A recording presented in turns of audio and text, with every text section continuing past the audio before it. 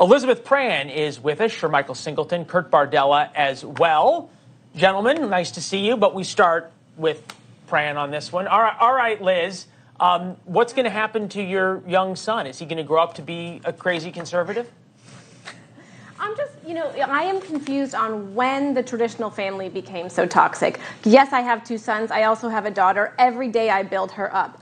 But when my two sons leave my household, they will learn how to run their own household. What they do with that information is up to them. But they will learn how to open the door for a young lady. They will pay for the bill on the first check. And they will get a higher education to support a family. And I will not suck the oxygen out of their lungs. They will learn their roles. Like I said, they can do with it as they will. But there are benefits of having a traditional family structure. All right. So, Kurt, we always say that politics flows downstream of culture. Mm-hmm. Have Democrats sort of missed that concept over the past few years as they've been sort of telling young men that the values that Liz laid out are in some way toxic? Yes, they have. Because, listen, you have to meet people where they are. Understand that for a lot of these boys that we're talking about, especially in that poll, most boys don't live in metropolitan cities. They live in middle America. They live in the country. They live in Alabama and Arkansas and Oklahoma, and they are the ones who are listening to Jason Aldean's Try That in a Small Town. That culture, that hunting, fishing, loving everyday Luke Bryan song culture is where these boys are at right now. So if you're going to start the conversation about equality, tolerance, evolving your views with, if you don't get on board right now, you're a sexist. There's something wrong with you. You need to be called out and shamed. That is the worst possible way to begin that conversation. I think it's a false choice. I think that you can believe that every girl born today should have an equal seat at the table as a guy, but you can also believe that there's nothing wrong with being a guy in this world. You can also hold the door open for it. You can also pick up the check on the first date. Sure, Michael, Republicans have sort of capitalized on this, and I think we pointed out Josh Hawley, who's kind of tried to make masculinity a point of his political identity. What's interesting is the single easiest way in polling to figure out whether somebody is a supporter of Donald Trump or not is not to poll them, do you support Donald Trump? It's to poll them, what is your views on masculinity? Yeah. Well, it's interesting. It's not just boys in rural parts of the country. It's also boys in urban parts of the country. There was an interesting article that just came out, I believe, by the Washington Post a day or two ago, talking about Joe Biden's issues with black men. Mm-hmm. And a part of a quote from one of the individuals interviewed talked about how a lot of black men in particular are feeling demasculized. They're not feeling like men. They're constantly hearing about toxic masculinity. Or on the Democratic side, and with all due respect to Kurt, it's about black women save the country again, and nothing about black men. Mm-hmm. And so what I think you're seeing is a trend and a tide in this country of men of every demographic background saying enough of this. It's okay to be a man and to be strong and to be tough and be hardworking because that's what built this country. And to provide for your family. Can't be tough and hard. No, we're not saying that. I know, that's what I'm saying. But that's where Democrats fall into the trap. Mm-hmm. When you say something like that, which I agree with, by the way, and then Democrats go, well, are you saying that women can't be that? Like, that's not what they're saying. That's not What do we make of the fact that communities of color are the most affected by young men not acting like young men and not having a traditional household? All due respect,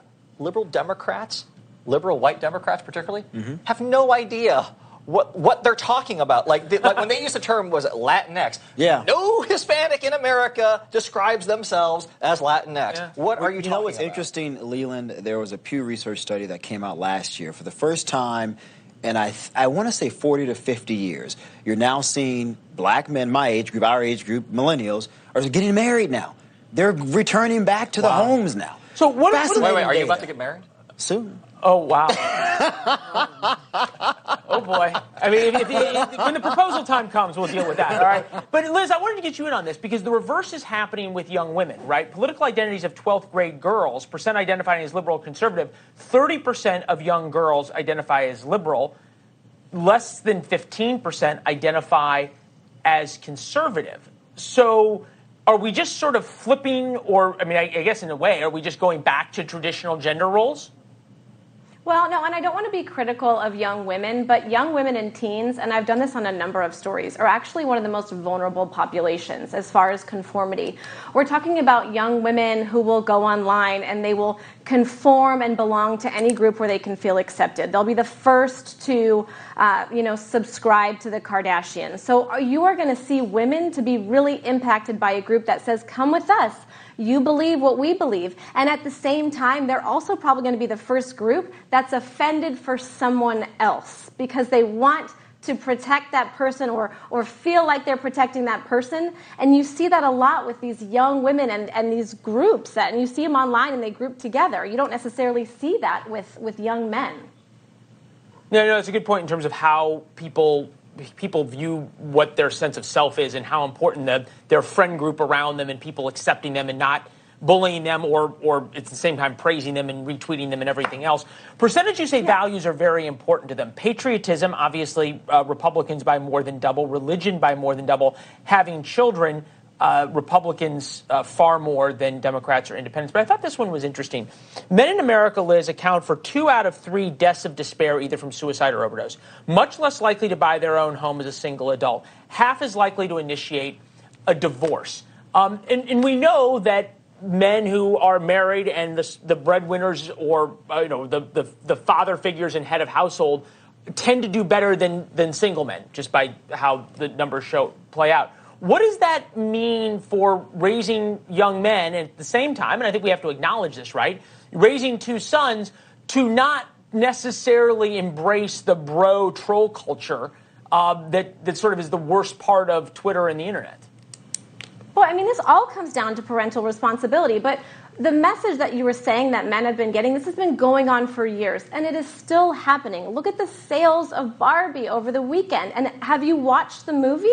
I know we're all talking about pink dresses, but look at the underlying message that we're having here. The messages start at home. The messages start with the family. And the traditional family values are not toxic. And it's not a bad thing for you to tell your sons that they can be strong and they can be the breadwinners. They don't necessarily have to be that when they grow up, but you want to give them that foundation so they can go out and being a function member of society and not to succumb to some of these depression statistics, the unemployment statistics, the payment statistics.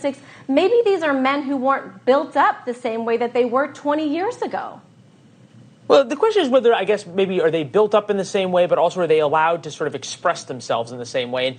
And there's a lot of sort of what was coming of age and maybe even acceptable, I guess, for you and I as we came to age, of young men solving their problems, not with their words, shall we say, that is now completely outlawed and forbidden. Other things are now allowed in school that weren't allowed when we were young men. But I think about the way Republicans especially are capitalizing this. You think about Donald Trump going to UFC fights. You think about Nick Adams, the alpha male on Twitter who is capitalizing on these things. Sure, Michael, in everything, the pendulum swings here, it's going to swing here. Sure. Are Republicans about ready to jump the shark on this? No, I don't think so. Men are searching for a place where they can feel protected, where they can have like minds of being tough, of being strong. This whole idea that, men should cry over everything, and I see some Democrats about get in touch with your emotional side. There's a time and place for that, but I remember growing up, my dad, my granddad, no, men are to be strong. Right. No, there was a lot of that. I want to, since we're all gentlemen here, we're going to give Liz the last line here. How much of this, Liz, if we're going to look, she knows the truth, but just let the audience believe for a minute. How much of an inflection point can we look to the Brett Kavanaugh hearings? I mean, boy, that's a tough question because he really was at the stake, right? I mean, we can go back to those days, and there was so much criticism for him, but I don't know if you would say if that's when the pendulum swung. I think it was way before that. Do you think that was a turning point? I don't know if it was the turning point. You guys are sort of nodding agreement, maybe. It may have not been the turning point, but it may have been the inflection point that we can all watch, and that was the moment that it crystallized, that sort of the war attacks on men became a political issue. I don't know. We'll go back in history. Liz, thank you very much, as always. Gentlemen, good to see you both. See you Thank you, sir. Thank you very much. All right, President Biden.